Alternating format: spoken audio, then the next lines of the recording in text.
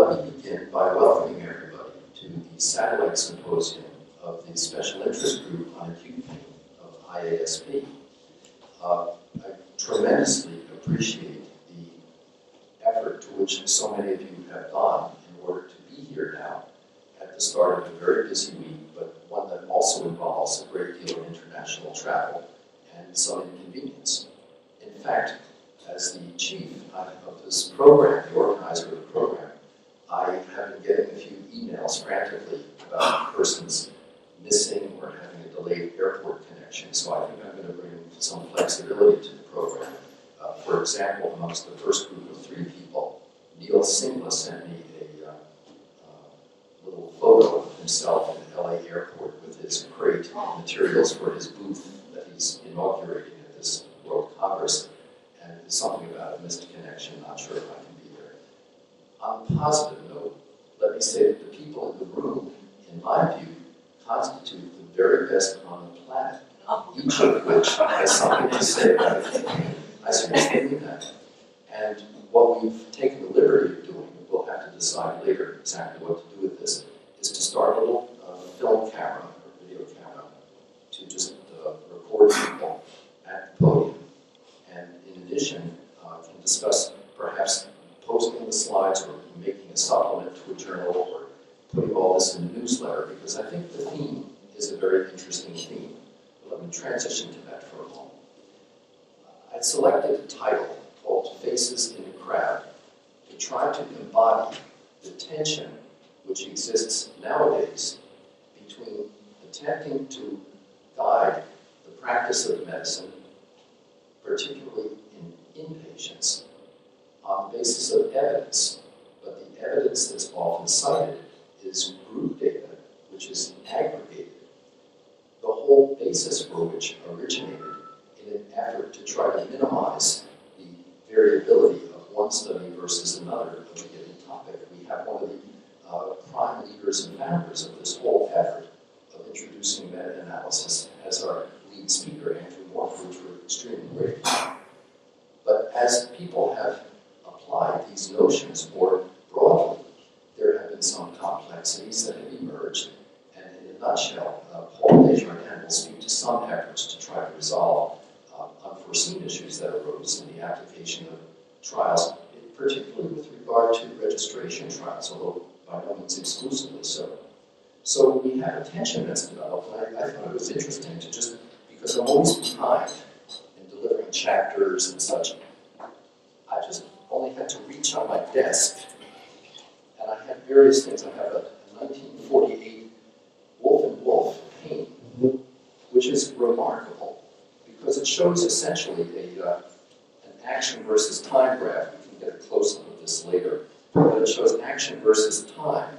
Things like morphine sulfate, ethyl alcohol, how they expressed action goes in terms of the threshold. It's a very interesting thing historically, but it shows that nearly 70 years ago, one could find without too much difficulty materials that spoke to the assessment of analgesic action.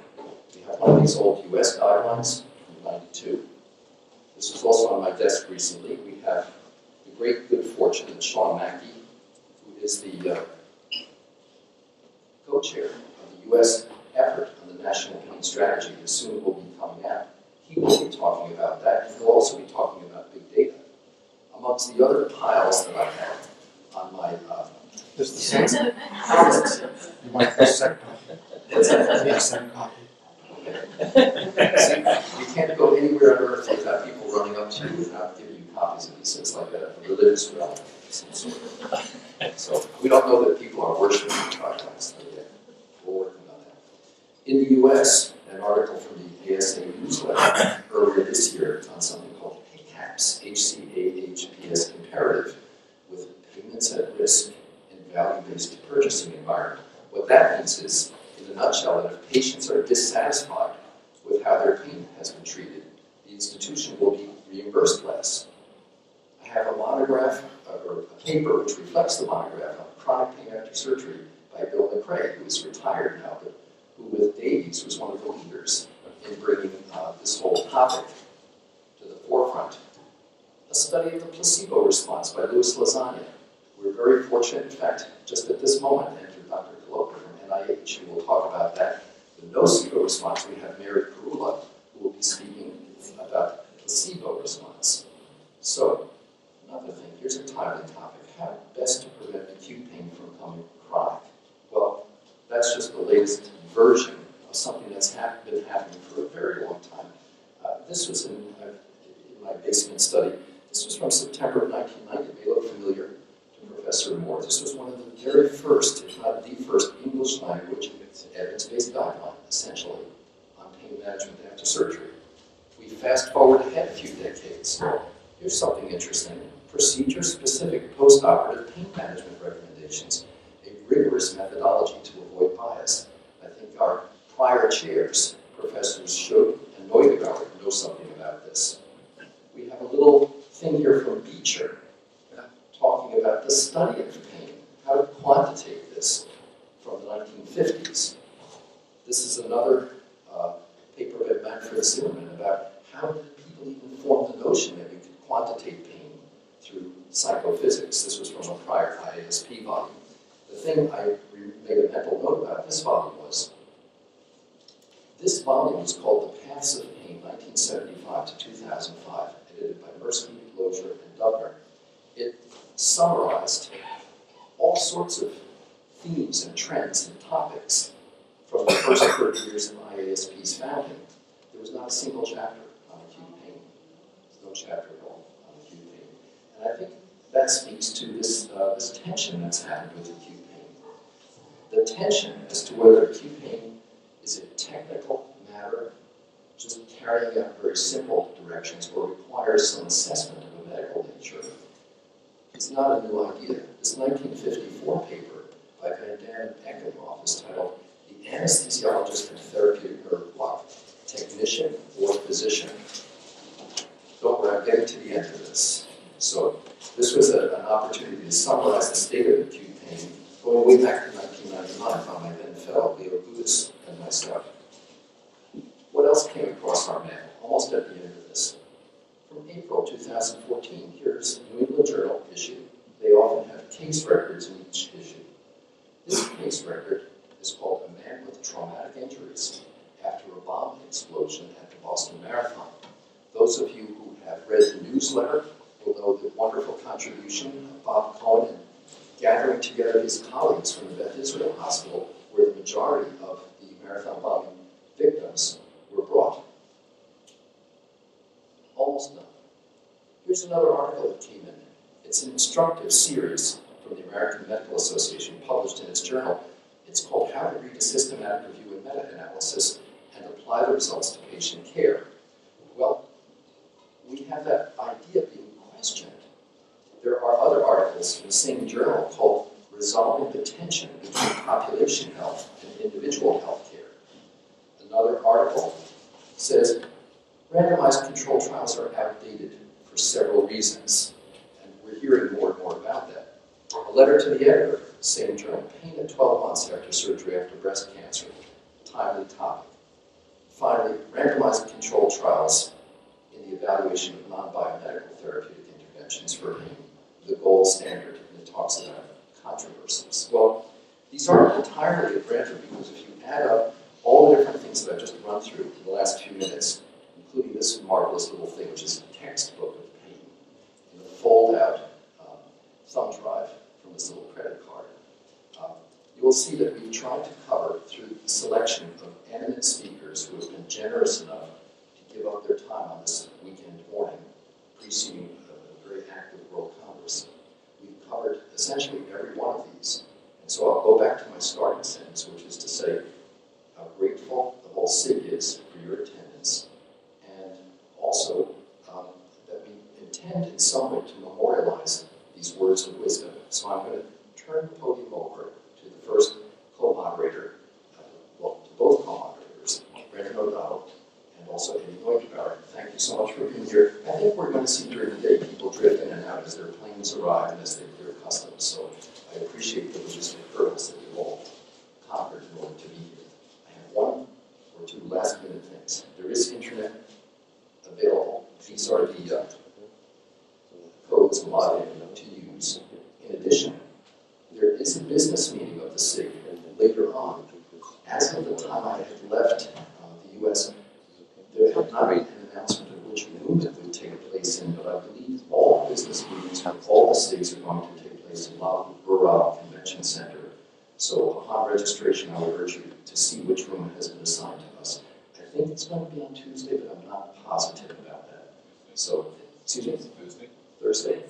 All right. So you may obviously be up to date more than I am about this, so we just need to check that detail because it had not been released.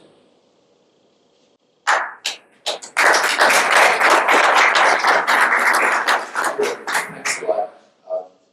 In anticipation of at least one or two speakers being in an airport somewhere, I think I've been a little flexible, giving you time to get here. Let me turn it over to the co-moderators. Yes. Okay. Thank you very much. Oh, that's fine. Oh, it works. Yes. So we are the team for the next 1.5 hours or so. We look forward to really good discussions about methodology, as we just learned by the nice introduction of Dan, that there is a lot of things to think about. It's new things to think about. Who I am, I'm Eddie Neugebauer. I was one of the founders of the AP SIG once, but I have a chair for surgical research and interested in pain since more than 25 years or so. And this is Brendan. Hi, I'm Brendan O'Donnell, and I guess I don't have as long a history in trying to manage acute pain, but I sure have as much of an interest as anybody. And I'm also the co-chair and treasurer of the SIG. Where do you work? At the University of Washington in Seattle. And so I'll proceed to introduce Dr. Moore. And as kind of illustrated by Dan's stack of articles that he brought up with him, and I'm sure we have the same stacks at home. If you're like me, you probably have piles surrounding your desk and littering the floor behind your seat that you roll over periodically. We're all swimming in this vast sea of information and data and trying to find some meaning in it, which is quite a challenge because there's more and more information and more data and more complicated statistics. Somebody described me as a Bayesian recently, and I had to kind of look that up, and so I think I have a little bit of a handle on it. It made me I was already aware of the complexity of statistics and its kind of limitations, shall we say, or imperfections. And so Dr. Moore has been part of the Cochrane collaboration since its founding to try and maybe make some meaning and what I would call, maybe this is an Irish-American speaking, a distillation of all this information into something that we can manage to kind of handle and ingest in one quick sitting instead of the massive piles of information that surround our desks. So Dr. Moore is going to give us our initial talk this morning. We see on single-dose analgesic trials and perhaps reinforce the limitations of this information and instruct us on how to better interpret information. And Dr. Moore is at Oxford University, so with no further delay. Thank you. Well, it's very interesting to hear you being spoken of as Bayesian, because the Reverend Bayes' theorem was actually written up by another Reverend, Reverend Richard Price, who was a Welshman from a place called Llandina, which is where my family come from. In fact, my family had a farm right next to his family. So when you think of yourself as a Bayesian, you should tell him actually you should be a Pricean. Okay? Anyway, lovely to be here. I've got my systematic review SIG hat on at the moment, and half a Cochrane hat as well. And I'm going to talk about this 60 years and 20 minutes. Let's see what we